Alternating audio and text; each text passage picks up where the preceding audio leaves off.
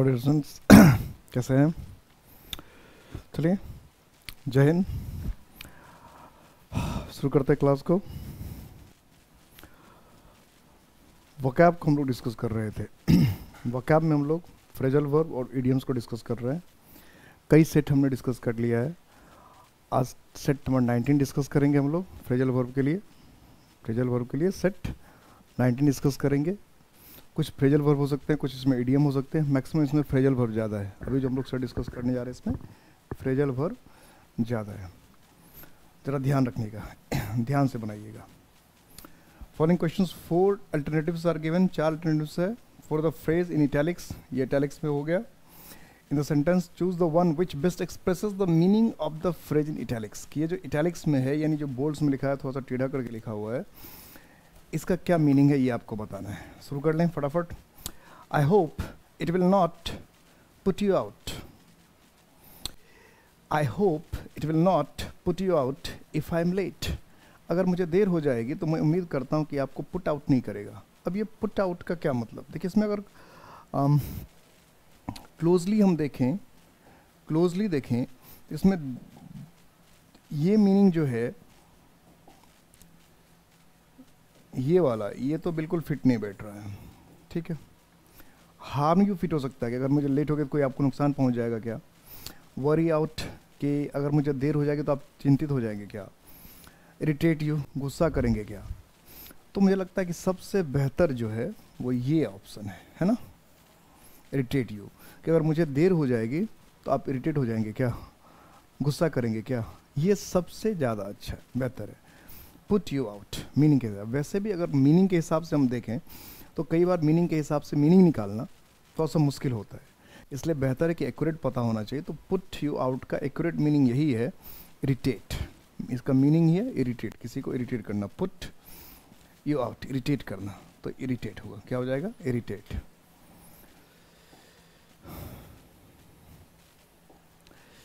His dealings are all above board.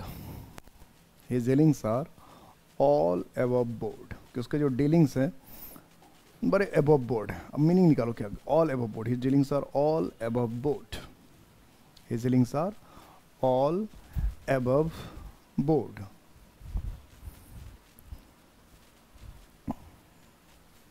His dealings are all above board.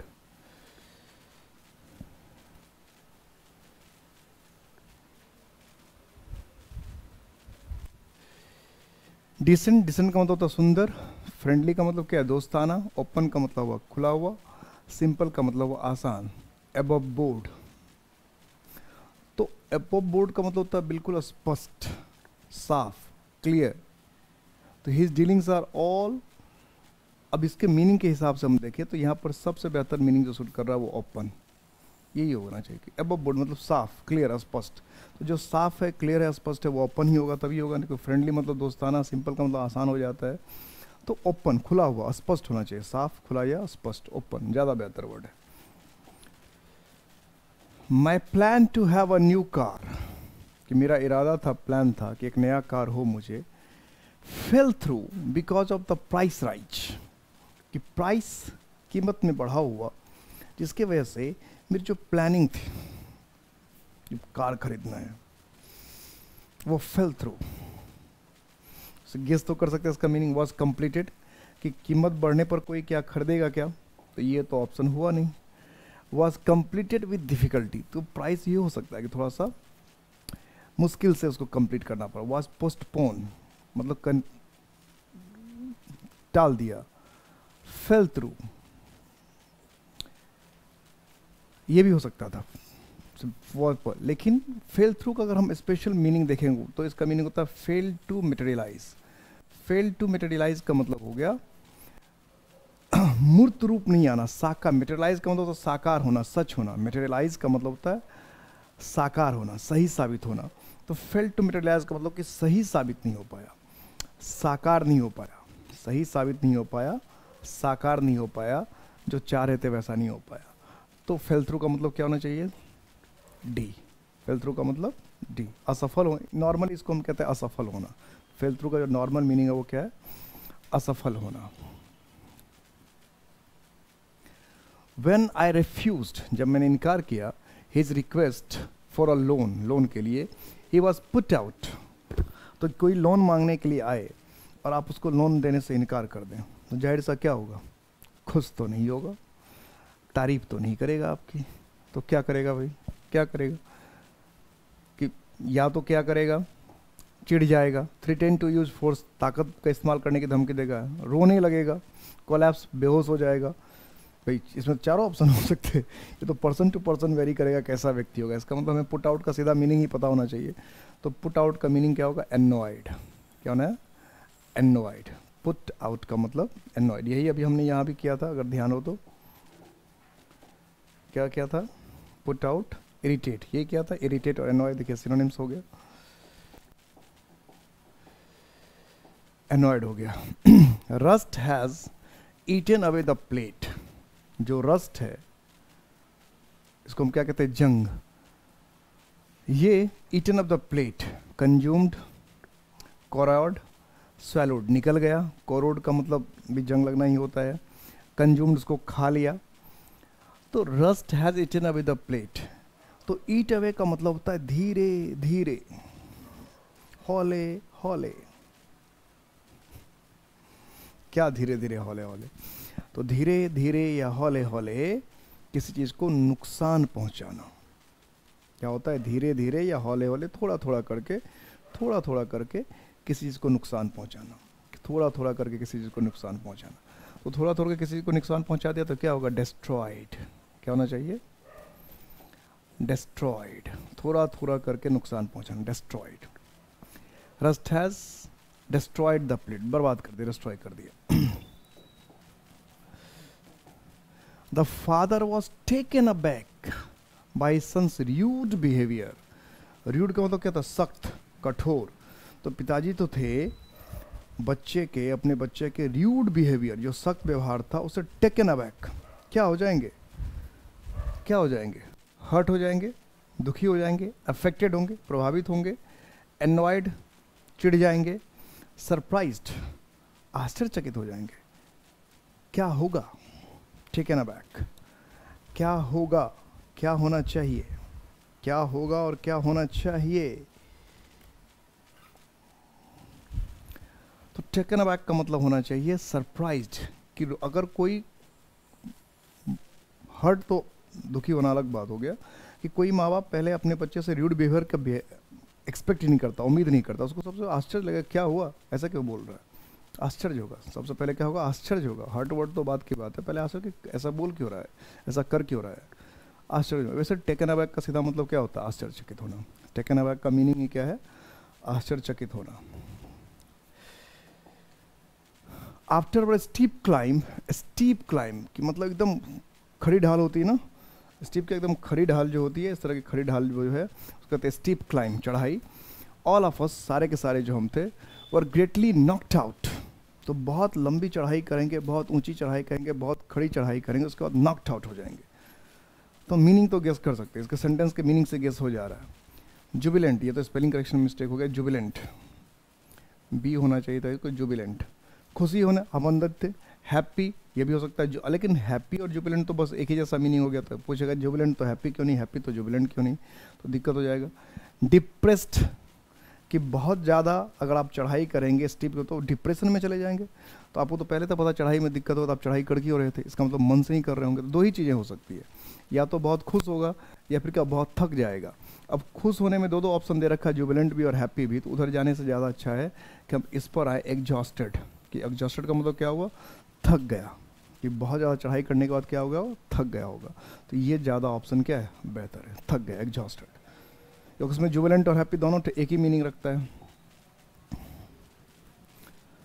Next है, a large number of small scale industries have been set up in the rural areas, कि ग्रामीण इलाका में क्या, ए large number of, बहुत सारी, large का मतलब क्या, बहुत सारी संख्या में, स्मॉल स्केल इंडस्ट्रीज, की छोटे छोटे जो इंडस्ट्रीज होते हैं, उद्योग धंधे, have been set up in the rural area, ग्रामीण इलाका में किए गए। तो क्या किया जाएगा, अपग्रेडेड, उसको क्या बढ़ाया गया, डिमोलिस्ड, तोड़ दिया गया, तो ये तो मीनिंग तो ऐसे ही समझ में नहीं आ रहा है।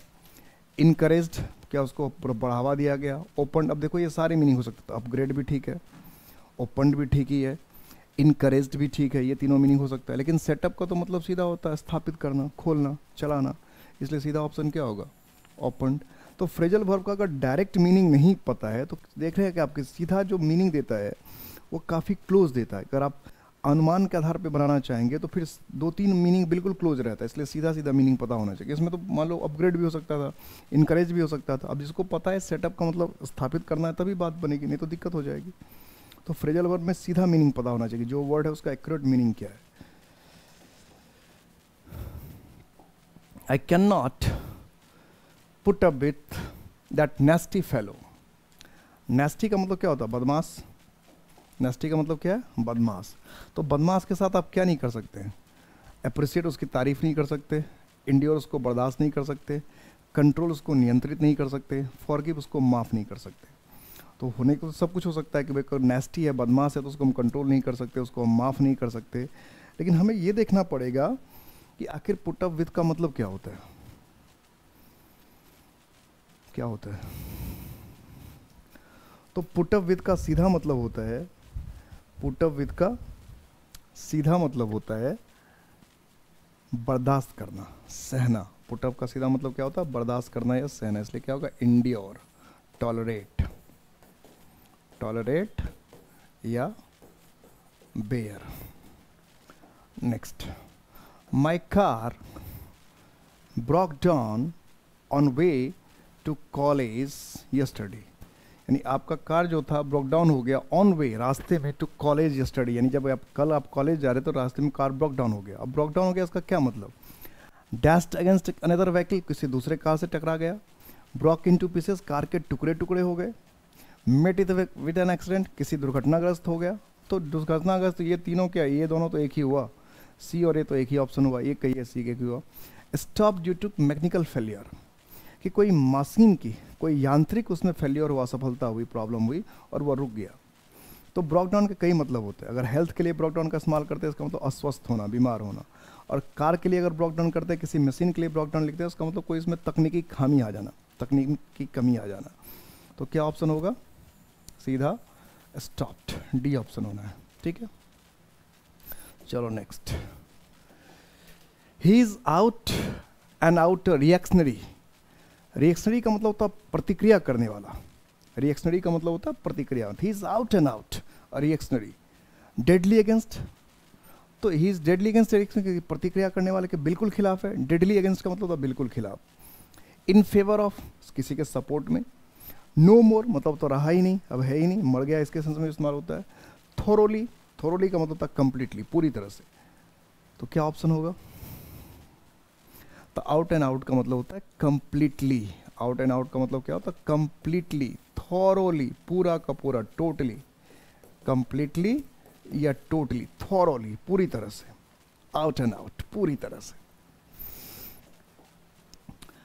Look sharp if you wish to catch hold of this opportunity, कि कह रहा है कि अगर इस मौके का फायदा उठाना चाहते हो, इस मौके का फायदा या इस मौके को पकड़ना चाहते हो, कैच होल्ड ऑफ, इस मौके का फायदा, कैच होल्ड ऑफ बोलो किसी का फायदा उठाना, किसी मौके को पकड़ना।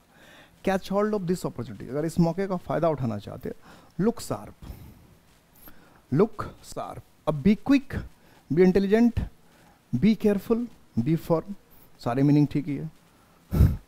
तो एक्यूरेट अगर मीनिंग पता है लुक शार्प का तो बात बनेगी, नहीं तो दिक्कत हो जाएगी।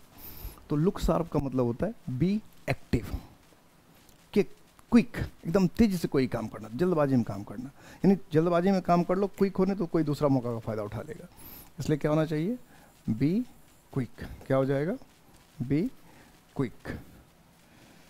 Next, I was hard up, I was hard up last month because of heavy deduction from my salary. I was hard up last month, पिछले मंथ हार्ड अप हो गए थे।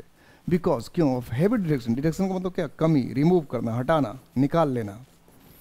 फ्रॉम माई सैलरी, तो अगर सैलरी से अगर आपकी बहुत ज़्यादा मात्रा में पैसे निकाल लिया, डिडक्शन कर दिया जाए, कमी कर दी जाएगी, कटौती कर दी जाएगी, तो क्या होगा? तो वही होगा हार्ड अप। तो इन एक्यूट टेंशन की, बहुत ज़्यादा टेंशन में आ गए थे, एक्यूट मतलब ज़्यादा थे। इन डिफिकल्ट सर्कमस्टांसेस, मुश्किल परिस्थिति में पहुँच गए थे। इन एन अनलक्की फेज, कि दुर्भाग्यपूर्ण अवस्था में पहुंच गए थे। नॉट हैविंग इनफ मनी, तो पर्याप्त पैसे नहीं थे आपके, ठीक ठाक पैसे नहीं थे आपके पास, जितना पैसे होने चाहिए उतना पैसे नहीं थे आपके पास। क्या होगा इसमें से? तो इसमें से होगा not having enough money, not having enough money. जब आपके सैलरी से बहुत ज़्यादा पैसे कट जाएंगे तो आपके पास पर्याप्त पैसे नहीं होंगे, ठीक ठाक पैसे नहीं होंगे, तो नॉट हैविंग इनफ मनी, आपके पास पैसे नहीं थे। इट इज़ हाई टाइम,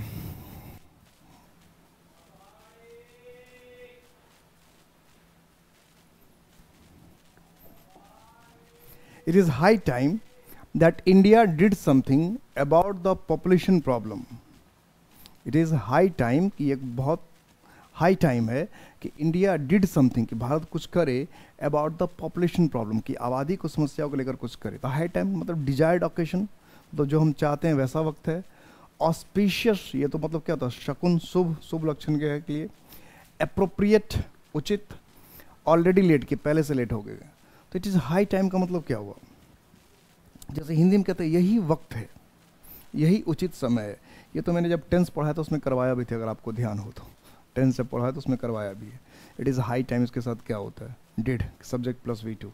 खैर, तो इसका मीनिंग क्या होता है? एप्रोप्रिएट टाइम, उचित समय, कि यही उचित वक्त है, यही उचित समय है कि भारत को अपनी आबादी के लिए, भारत को अपनी जनसंख्या के लिए कुछ ना कुछ करना चाहिए। कि यही उचित समय है, यही समय है कि भारत को अपनी आबादी, अपनी जनसंख्या के लिए कुछ ना कुछ करना चाहिए, है ना। It is high time that India did something about the population problem, तो सी हो जाएगा। नेक्स्ट, वन कैन नॉट, कि कोई गेट बाय, अब गेट बाय का मीनिंग पता नहीं चल रहा है। इन अ सिटी, किसी शहर में, विदाउट लर्निंग, बिना सीखे, दो सोफिस्टिकेटेड, सोफिस्टिकेटेड का मतलब होता है हाई लेवल, एडवांस, ऊंचे दर्जे का। Ways of dealing with the people, कि लोगों के साथ डील विद करना। हैंडल, डील विद का मतलब क्या है? हैंडल, संभालना।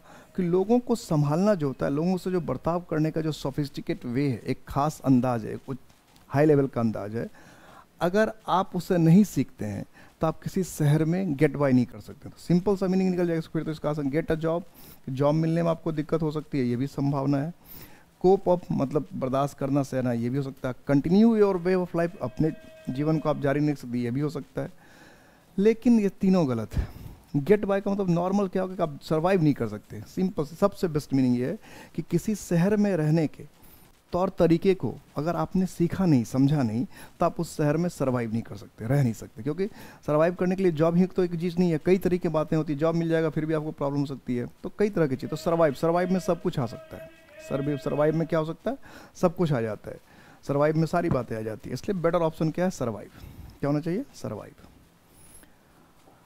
Next, in his quest for knowledge, quest का मतलब क्या? तलाश, फॉर नॉलेज, कि जब नॉलेज की उसको क्वेस्ट हुई, तलाश हुई, he has knocked about the world a great deal, तो पूरी दुनिया को उसने क्या किया? नॉक्ड अबाउट कर दिया। अब क्या? गेंड एक्सपीरियंस, अनुभव पाया। एक्सप्लोर्ड, तलाशना, ढूंढना। वॉन्डर्ड अबाउट, भटका। एग्जॉस्टेड, थक गया। तो आप क्या कह सकते हैं? जब उसको नॉलेज की तलाश हुई, जैसे महात्मा बुद्ध है, महावीर हैं, कोई भी है, जब ज्ञान की जरूरत पड़ी, जब ज्ञान की तलाश पड़ी, की जरूरत आवश्यकता हुई, तो उन्होंने क्या किया? तो पूरी दुनिया को खंगाल दिया, पूरी दुनिया को घूम आए, पूरी दुनिया में घूम आए। तो पूरी दुनिया को खंगाल देना, पूरी दुनिया को घूम लेना, तो सबसे बेहतर क्या होगा?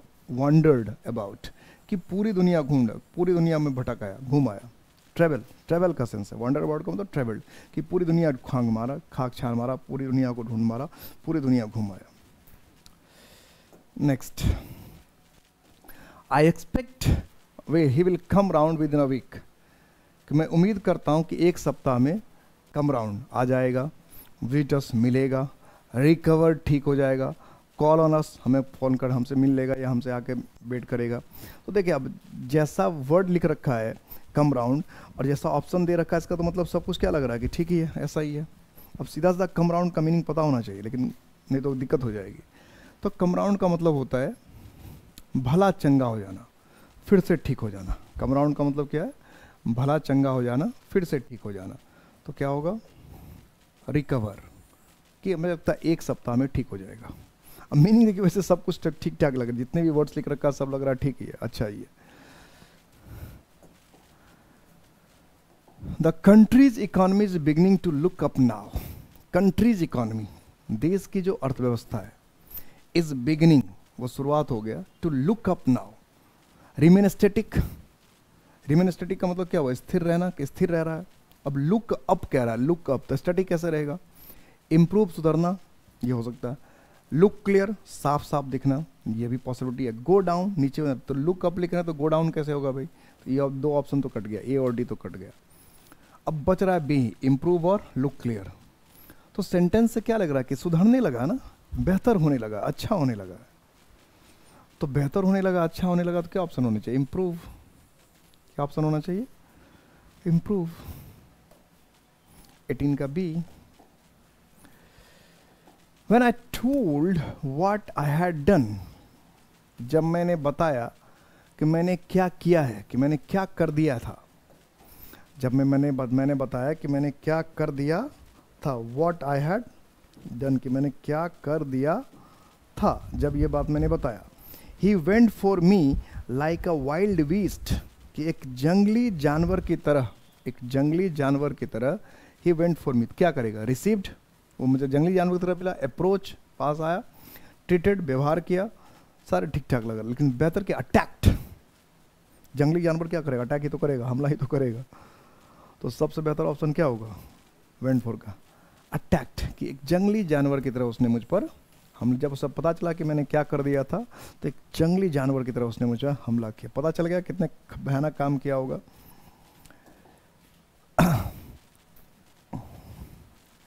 Ramakant has laid out a large some of money in the new factory, कि नए फैक्ट्री में रमाकांत ने क्या? Laid out. लेड आउट, तो अब यहाँ लेड आउट का मतलब क्या होगा? कि नया फैक्ट्री, लार्ज सम, भारी मात्रा में पैसे. बोरो तो इन है, तो बोरो तो इन ही करेगा. बोरो का मतलब उधार लेना, ये तो कंपनी में डालना था तो उधार डालना. इन्वेस्टेड, लगा देना. कलेक्टेड, इकट्ठा करना. लॉस्ट, खो देना. क्या ऑप्शन होना चाहिए आपके हिसाब से? बेस्ट ऑप्शन क्या लग रहा है? तो आप तो ये सेंटेंस तो ऐसा बना रखा है कि आप देखते ही समझ ही जाएंगे कि इसमें क्या होना चाहिए. तो क्या होना चाहिए? इन्वेस्टेड, कि रमाकांत ने क्या कि बहुत सारे पैसे इस कंपनी में लगा दिए. रमाकांत ने बहुत सारे पैसे इस कंपनी में लगा दिए. In spite of the immense pressure, कि बहुत ज़्यादा, इमेंस का मतलब क्या? बहुत ज़्यादा. प्रेशर का मतलब दबाव, और इंस्पाइट का मतलब बावजूद, कि बहुत ज़्यादा प्रेशर लगाने के बावजूद भी, बहुत ज़्यादा दबाव लगाने के बावजूद भी. एक्सर्ट का मतलब लगाना, डालना, तो बहुत ज़्यादा दबाव डालने के बाद भी, बाय द मिलिटेंट्स, मिलिटेंट्स मतलब कि आतंकवादियों द्वारा. द गवर्नमेंट, जो सरकार थी, गवर्नमेंट, जो एन छूट गया इसमें, गवर्नमेंट हैज़ डिसाइडेड, कि गवर्नमेंट ने यह निर्णय किया, नॉट टू गिव इन, कि बहुत ज़्यादा दबाव के बाद भी गिव इन नहीं करेगा. मतलब क्या? कॉन्फॉर्म. कॉन्फॉर्म का मतलब किसी के हिसाब से चलना. ऑब्लाइज का मतलब किसी का आभारी होना, एहसान मानना. एक्सीड का मतलब स्वीकार करना. यील्ड का मतलब सरेंडर करना, झुकना. तो यहाँ गिव इन का मतलब क्या होगा? झुकना, सरेंडर करना. गिव इन का मतलब क्या? झुकना या सरेंडर करना. तो in spite of the immense pressure, कि बहुत ज़्यादा प्रेशर के बाद भी ये झुकने को, गिव इन करने को तैयार नहीं होते. यील्डिंग, ये ज़्यादा बेहतर ऑप्शन है. यील्डिंग, कि झुकने को तैयार नहीं हुआ. इतने ज़्यादा प्रेशर के बाद भी सरकार झुकने को तैयार नहीं हुआ. Sher Singh could be easily arrested, कि शेर सिंह को आसानी से गिरफ्तार किया जा सकता था. Because the police were tip top in advance, कि पुलिस को पहले से ही टिप ऑफ मिल गया था, थ्रेटन, धमकी मिल गया था. टॉप ऑल ओवर का मतलब किसी को बिगाड़ देना. ब्राइब का मतलब रिश्वत दे देना. तो रिश्वत देने से कोई अरेस्ट हो जाएगा क्या? Give advance information. तो ये तो देखते ही बन जाने वाला ऑप्शन है, कि एडवांस इन्फॉर्मेशन था, पहले से इन्फॉर्मेशन था, उसको आसानी से गिरफ्तार किया जा सकता था. क्या होगा? डी ऑप्शन होना चाहिए. D. Next, he is always standing up for the weak and oppressed. He is always, वो हमेशा, स्टैंडिंग अप, स्टैंडिंग अप किसके लिए? द वीक, जो कमजोर है. ऑप्रेस्ड, जो सताया हुआ है, जिसको सताया गया है, जो कमजोर है, उसके लिए स्टैंड अप करता है. तो स्टैंड अप का मतलब क्या? आप देखो सारे मीनिंग इसके भी अच्छे अच्छे हैं. Seeking help of others for, कि दूसरे की मदद लेना, ये उतना अच्छा नहीं हुआ. चैंपियनिंग द काउज ऑफ, यानी किसी के काउज को, किसी कारण को, किसी के हित को सपोर्ट करना. चैंपियन का मतलब फेवर करना. बूस्टिंग द क्लेम्स ऑफ, कि दावा को और बूस्ट करना, मजबूत करना. सपोर्टिंग, सपोर्ट करना. तो सबसे बेहतर ऑप्शन तो यही है, कौन सा? फर्स्ट, सपोर्टिंग, कि वो हमेशा क्या करता है? सपोर्ट करता है जो गरीब या कमजोर या सताए हुए लोग हैं, उसकी हमेशा मदद करता है। There are many things about behaviour, कि व्यवहार के विषय में कई चीज़ें हैं, व्यवहार के विषय में कई चीज़ें हैं दैट कांट अकाउंट फॉर, जिसको हम अकाउंट फॉर नहीं कर सकते। अकाउंट फॉर का मतलब क्या? रिलेट नहीं करते, संबंधित नहीं कर सकते। पे फॉर, जिसके लिए हम कीमत अदा नहीं कर सकते। इन्यूमरेट, जिसको हम गिन नहीं सकते। इन्यूमरेट का मतलब गिनना। एक्सप्लेन का मतलब व्याख्या करना। क्या होगा? इन्यूमरेट का मतलब होता है किसी चीज़ की संख्या बताना, किसी चीज़ को गिनना। तो क्या किया जाए, क्या होगा? तो जाहिर सी बात है क्या होगा? एक्सप्लेन, की बहुत सारी ऐसी चीज़ें उसको हम व्याख्या नहीं कर सकते, एक्सप्लेन नहीं कर सकते, जिसका व्याख्या हमारे पास नहीं है। एक्सप्लेन करना, जिसको हम एक्सप्लेन नहीं कर सकते, जिसकी हम व्याख्या नहीं कर सकते। आई am leaving India for good, कि मैं भारत को छोड़ रहा हूँ, मैं भारत को छोड़ रहा हूँ। I am leaving India for good, मैं भलाई के लिए, permanently. To good for myself, अपना भला करने के लिए। To good for the country, देश की भला के लिए। To do nobody good, किसी का भला नहीं करने के लिए। तो ये फॉर गुड है, ये फ्रेजल वर्ब नहीं, फॉर गुड तो ईडियम है। फॉर गुड क्या है? फॉर गुड ईडियम है, इसका मतलब होता हमेशा के लिए। फॉर गुड ईडियम है, इसका मतलब होता हमेशा के लिए, ऑलवेज। तो परमानेंटली क्या हो जाएगा? मैं देश को परमानेंटली, हमेशा के लिए छोड़ रहा हूँ। ये ईडियम है, ये फ्रेजल वर्ब नहीं है। और सब इससे पहले जितने थे वो फ्रेजल वर्ब थे।